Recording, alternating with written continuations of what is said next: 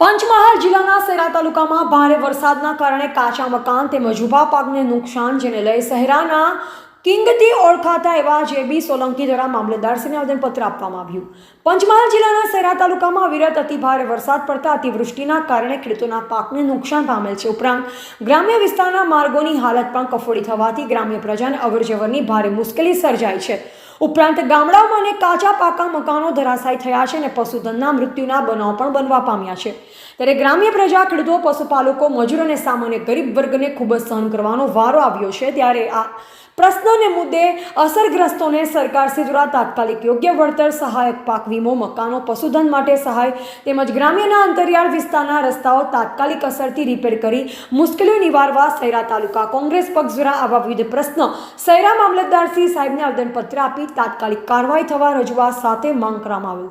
જેમાં સૈરા તાલુકા પ્રમુખ જેબી સોલંકી, પપ્પુસિંહ સોલંકી અને અલ્પેશ બારિયા, ભદ્રાડા ગામના જૂના વડેલથી ઓળખાતા સોમા દાદા અને નટુકાકા, શંકરભાઈ, સાજિદ વલી, રિઝવાન પઠાણ અને સોશિયલ મીડિયાના પ્રમુખ નટુભાઈ પગી તેમજ સોશિયલ મીડિયાના મંત્રી મુકેશભાઈ બારિયા, સેવાદળ જિલ્લા પ્રમુખ વિક્રમસિંહ માલીવાડ અને સેવાદળ મહામંત્રી કિશોરભાઈ સહિત તાલુકા કોંગ્રેસના આગેવાનો, હોદ્દેદારો, કાર્યકરો વગેરે જોડાઈ સૈરા તાલુકા મામલતદારશ્રીને આવેદનપત્ર આપવામાં આવ્યું।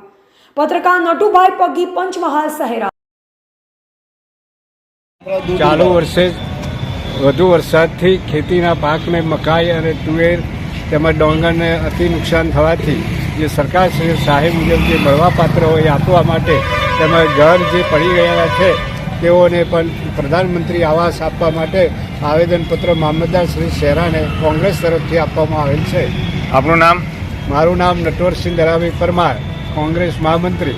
તાલુકામાં ગુજરાત સહિત વરસાદ પડ્યો છે, વરસાદ પણ સારો પડ્યો છે, ખેડૂત ખુશાલ છે, પણ સાથે સાથે વધુ પડતો વરસાદ પડવાના કારણે મકાઈ હોય, ડાંગર હોય એવો જે ઊભો પાક હોય એ પડી ગયો હોય, નુકસાન થયું હોય, એટલે સરકાર દ્વારા સહાય કરવામાં આવે, નિરીક્ષણ કરવામાં આવે અને પછી જે ઊભો પાક પડી ગયો છે તેની સહાય ચૂકવવામાં આવે। સાથે સાથે શહેરા તાલુકામાં ઘણા કાચા મકાન હોય, તે કાચા મકાન પડી ગયા હોય, ઘણા ગરીબ લોકો એવા છે જે મકાન પડી ગયા છે, એ લોકો તાજપત્રી નાખી અત્યારે હાલમાં ચોમાસામાં વરસાદ તળે રહે છે, તો એ લોકોને પ્રધાનમંત્રી આવાસ યોજના હેઠળ તાત્કાલિક ડીડીઓ સાહેબ, મામલતદાર સાહેબની ટીમ દ્વારા તપાસ કરવામાં આવે। જે જગ્યાએ શહેરા તાલુકાના દરેક ગામડે, દરેક ફળીએ તપાસ કરવામાં આવે। જો પણ મકાન કાચું હોય એ વ્યક્તિને મકાન પાકું ફાળવવામાં આવે।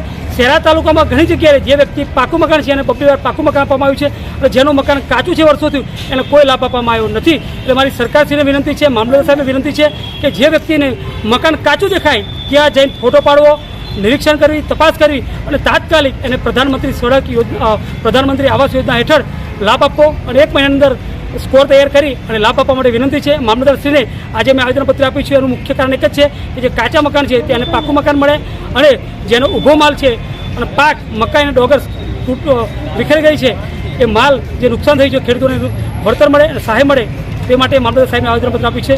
વિરોધ પક્ષના નેતા જેબી સોલંકી, શહેરા।